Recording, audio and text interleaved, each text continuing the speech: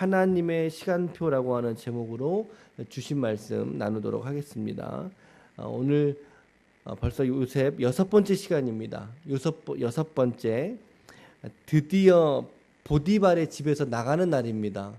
보디발의 집에서 나가는 그런 날이죠. 나가기 전까지 그에게 어떤 일이 있었습니까? 보디발의 아내에게 모함을 받게 되죠.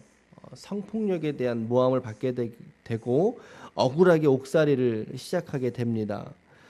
그 옥에서 두 명의 고위 관료를 만나게 되는데, 한 명은 떡 굽는 관원장이고 또 한 명은 술 맡은 관원장이라고 기록되어져 있습니다. 두 명 중에서도 술 맡은 관원장은 오늘 말씀처럼 복직하게 됩니다. 복직하게 되고 떡 맡은 관원장은 매달리게 죽게 되죠. 모두가 다 요셉이 그들의 꿈을 해석해 준 대로 이루어지는 사건이었습니다. 그러나 너무나 아쉽게도 요셉과 그리고 술 맡은 관원장 사이에 약조가 있었죠.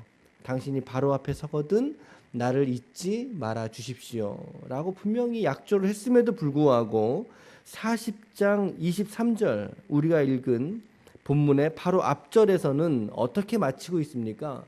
술 맡은 관원장이 요셉을 기억하지 그렇죠. 못하고 그를 잊어버렸다라고 말하고 있습니다. 여러분, 사람은 잊어버립니다.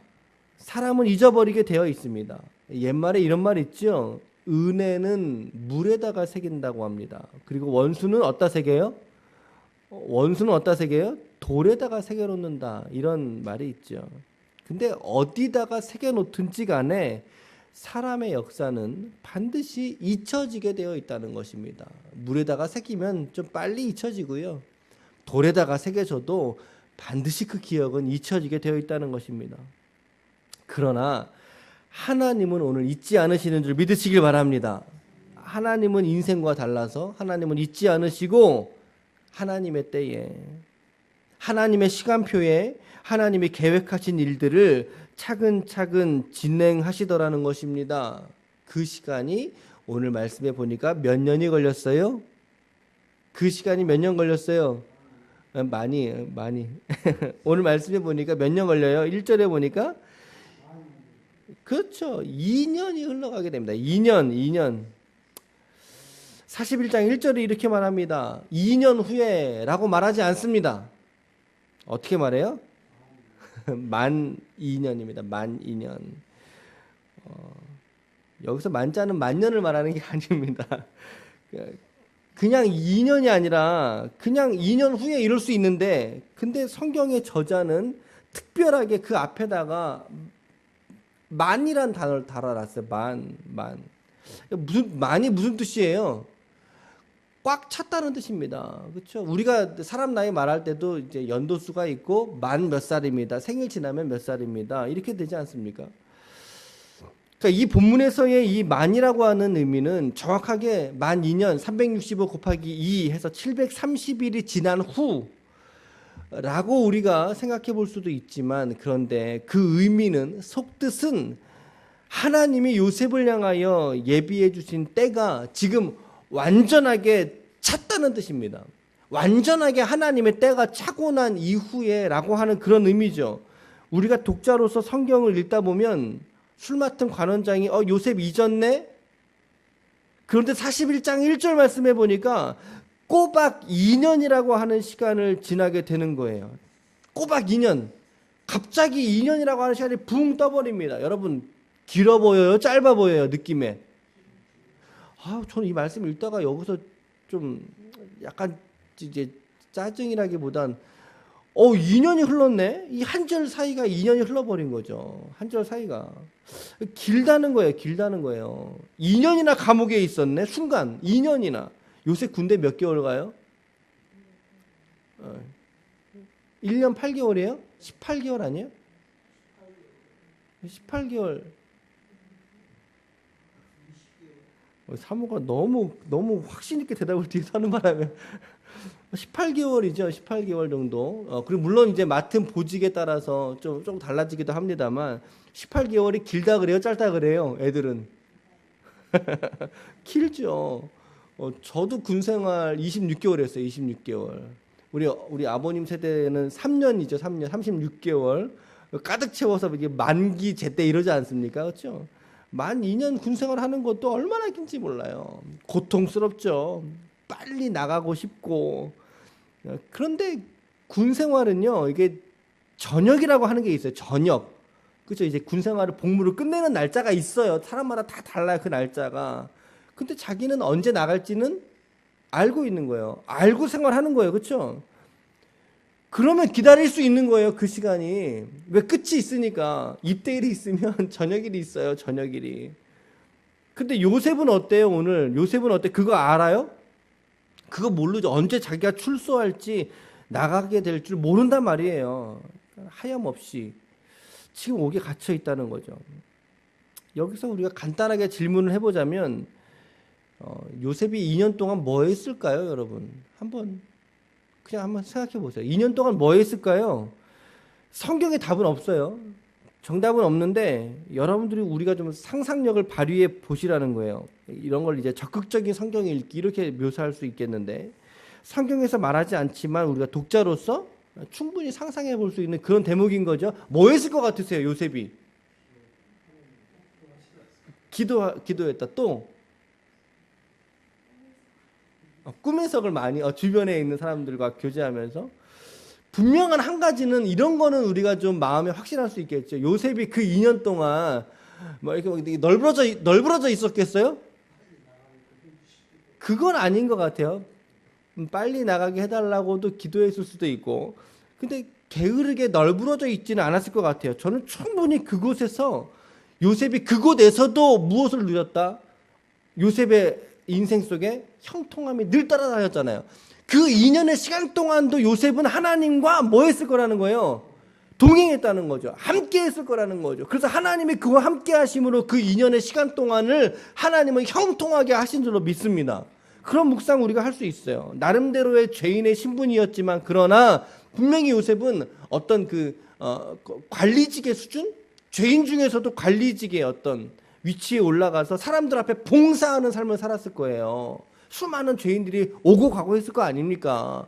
그 사람들과 대면하면서 이야기하면서 선한 일들을 시도한다는 거. 시도하면서 시간을 보냈을 거예요. 불평하고 좌절하고 하나님 저 인간이 술 맡은 관원장이 나 잊어버렸어요. 나 이제 어떻게 해요? 자기 연민에 빠지고 분명히 그러지는 않았을 거라는 거죠.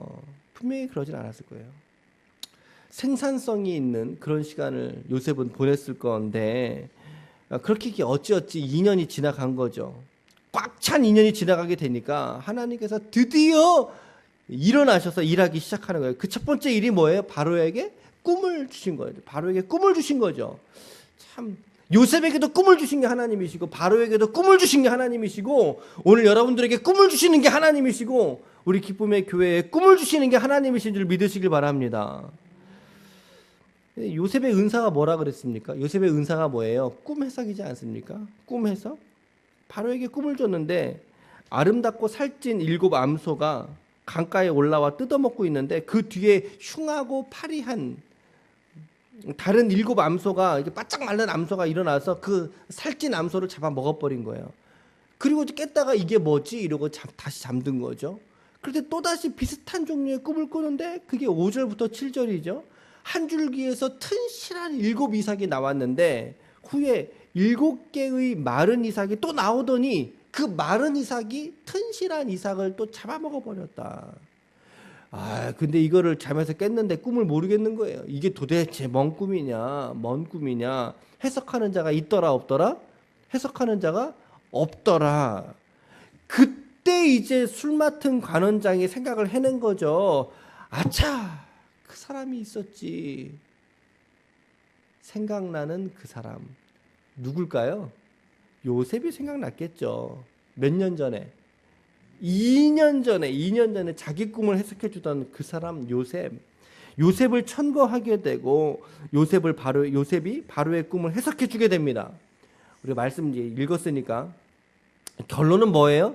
7회의 큰 풍년이 지금 있을 것이고 그리고 나서 큰 흉년이 7해 동안 애굽 땅에 있을 거다. 풍년이 7해요. 그리고 흉년이 7해가 있을 것이다.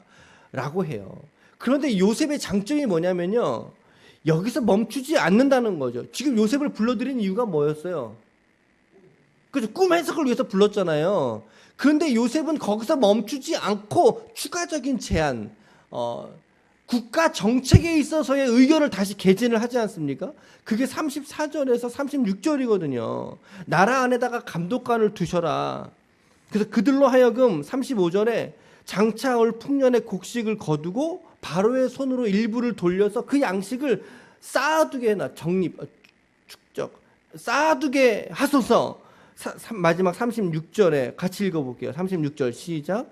이와 같이 그 곡물을 이 땅에 저장해서 애굽 땅에 임할 7해 흉년에 대비하시면 이 땅이 이 흉년으로 말미암아 망하지 아니하리이다 라고 말하잖아요. 오늘 세 가지로 정리해 볼게요. 첫 번째, 하나님은 하나님의 시간표에 따라서 일을 하신다는 것입니다. 하나님은 당신의 시간표가 있습니다.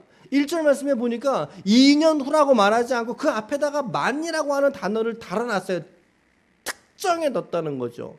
저는 이 대목을 묵상하면서 이 하나님은 그저 시간이 흘러가는 대로 일하는 분이 아니시구나. 당신의 의도와 당신의 섭리가 반드시 차고 이루어지는 때를 하나님은 기다리게 하시는구나. 기다리게 하시고 난 이후에 비로소 하나님이 일하기 시작하신다는 거예요. 우리가 이 땅을 살아가면서도 이 시간표를 잘 맞춰서 우리가 살아가야 됩니다. 이 하나님의 시간표에 말이죠. 그런데 우리는 우리의 시간표를 내가 정해놓습니다. 우리의 시간표를 내가 정해놓습니다. 주님, 내가 언제, 내가 몇 살 때, 내가 언제 어떻게. 하나님의 시간표보다 내 인생의 시간표를 내가 먼저 제시하지 않습니까? 우리는 12,000년의 시간 동안을 기다리는 것조차도 우리는 힘들어하는 거예요. 이거 너무 길다. 이거 어떡하냐. 너무 길다. 우리에게는 더 짧은 시간을 하나님께 요구하고 우리는 내가 원하는 장소에서 내가 원하는 그 방식대로 하나님이 일하여 주기를 우리가 하나님께 요청할 때가 훨씬 더 많다라는 거죠.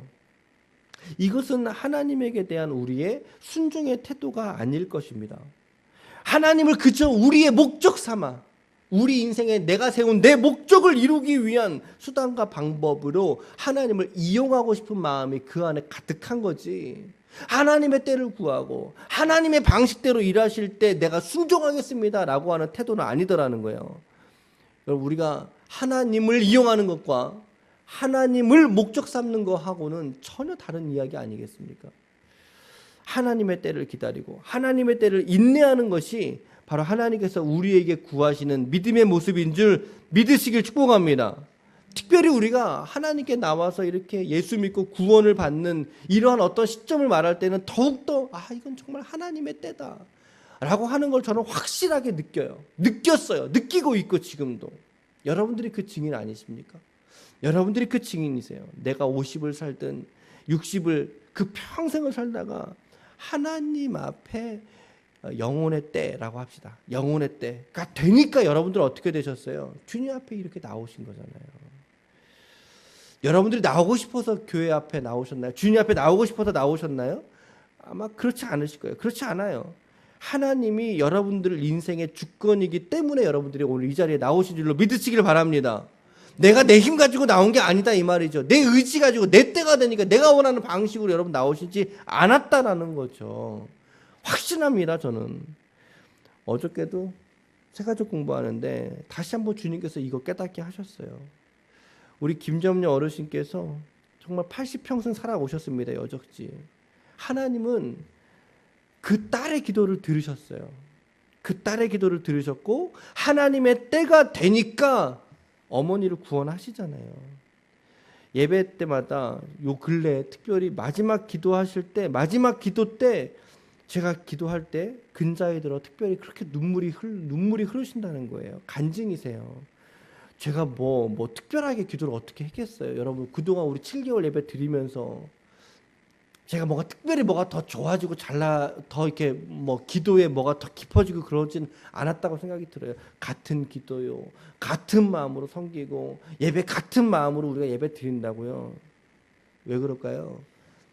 하나님의 때이기 때문입니다. 우리 어머니를 향한 하나님이 때이기 때문 아닙니까, 여러분? 이 자리에도 계시지만 우리 정군상 성도님도 저는 마찬가지라고 생각해요. 어저께 우리가 요셉 이제 꿈에 붙들린 사람 요셉이었잖아요. 이제 말씀을 먼저 나누니까 소그룹 모임 하기 전에 그러다 이제 꿈이 뭐예요? 나누다가 우리 정군상 성도님이 꿈이 하나 생기셨어요. 그게 뭐세요? 라고 여쭤봤어요. 뭐라고 대답하신지 아세요? 하나님과 동행하는 것입니다. 하나님과 동행하는 것이 제 꿈이 됐습니다. 제가 지금 뻥 치고 있는 것 같으세요, 여러분? 아니에요. 아니에요. 하나님과 동행하는 게 꿈이 된 성도가 모인 교회가 우리 기쁨의 교회요. 오늘 여러분들의 기도가 되시길 축복합니다. 우리의 인생의 목적이 그거 아닙니까? 에녹과 같이 우리 인생의 문제가 해결되고 병 낫고 그거 중요한데 더 근본적인 본질로 갈 수 있어야 된다는 거죠. 하나님과 나 동행하고 싶어요. 내가 어떠한 삶에 있든지 간에. 여러분 왜 그럴까요? 하나님의 때이기 때문입니다. 하나님의 때가 찼기 때문입니다. 그런 분들이 이렇게 모여서 우리가 이런 특별한 때에 이 작은 교회에서 부족한 목회자를 만나셨던 지금의 시간들이 우리 모두에게 은혜의 때요, 하나님이 예비하신 때가 되시기를 축복합니다. 하나님은 당신의 때가 이르기까지 기다리게 하셨고 그리고 그 뜻을 기다림으로 순종한 자들을 모으셔서 하나님이 이끄시고 하나님이 역사하시고 있는 시간이라는 것입니다. 두 번째로 우리가 하나님의 그때가 찰 때까지 우리가 신실하게 하나님과 동행할 줄 알아야 된다는 거죠. 요셉을 보십시오. 2년 동안 하나님을 끊임없이 이 사람은 추구했습니다. 15절 말씀 보세요. 15절. 바로에게 요셉이 찾아왔잖아요. 찾아왔는데 해석이 네가 꿈 해석 잘한다며 이렇게 물었어요. 그랬더니 16절 말씀에 요셉이 어떻게 대답합니까? 참 기가 막히죠. 같이 읽어볼게요. 시작. 요셉이 바로에게 대답하여 이르되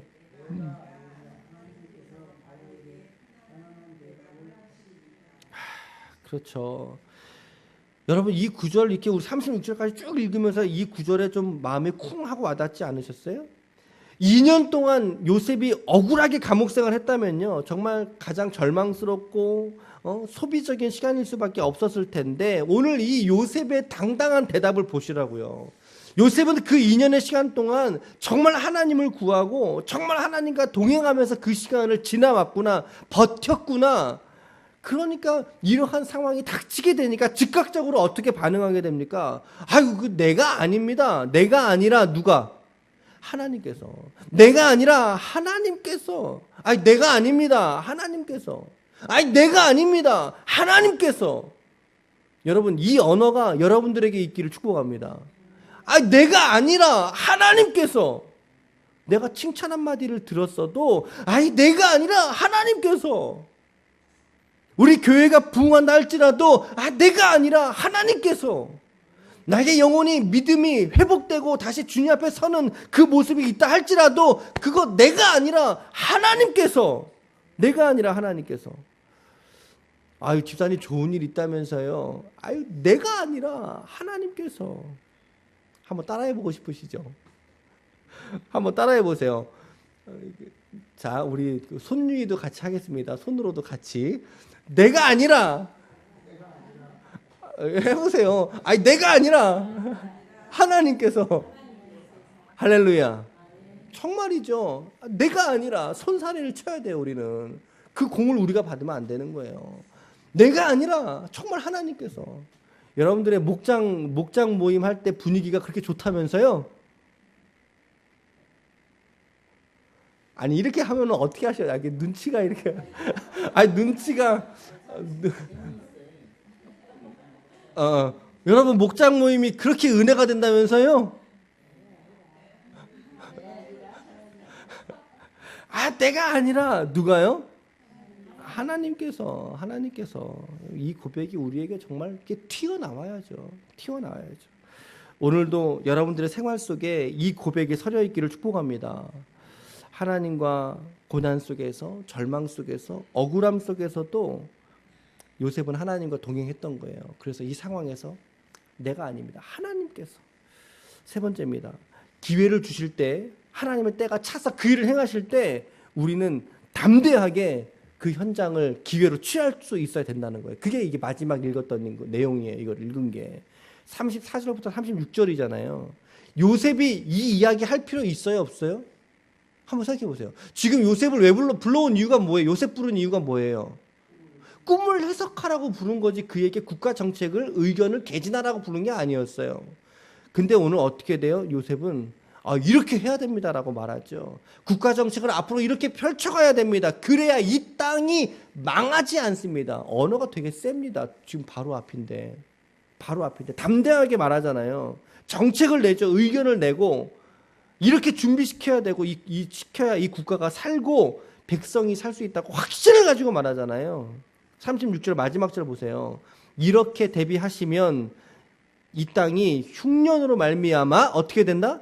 망하지 아니하리라. 국가에 대해서, 그 땅의 백성들에 대해서 걱정하는 거, 이거 나라 사람들이 하는 겁니다.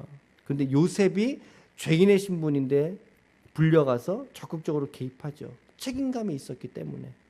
요셉은 시키지 않아도 이미 큰 사람이 되어 있던 겁니다. 요셉은 하나님이 그렇게 준비시킨 거예요. 2년의 시간 동안 준비된 사람. 오늘 여러분과 우리의 생활 속에서 이 요셉이 보여주었던 오늘의 메시지들을 여러분 각자가 생활 속에서 적용해 보시기를 바랍니다. 하나님의 때에 나는 순종을 준비하고 있는가? 하나님의 시간표에 맞춰서 하나님의 시간, 나를 향하신 하나님의 시간표는 또한 무엇인가? 우리 교회를 향해서. 그리고 나의 생활의 일거수일투족을 나는 하나님과 동행하고 있는가? 그러면서 내가 아니라 하나님이시다 라고 하는 이 믿음의 고백을 나는 할 수 있는가? 우리 공동체를 위해서 내가 갖고 있는 책임은 무엇인가? 책임감은 무엇인가? 헌신에 대한 그 사명이 오늘도 내 안에 있는가? 이런 묵상과 적용 말이죠. 오늘도 이 말씀 붙들고 믿음으로 승리할 수 있는 이번 한 주간의 여러분들의 기도와 오늘 하루에 여러분들의 삶이 되셔서 정말 하나님께 영광이 되시는 거룩한 종들이 다 되시기를 예수님의 이름으로 축원합니다. 아멘.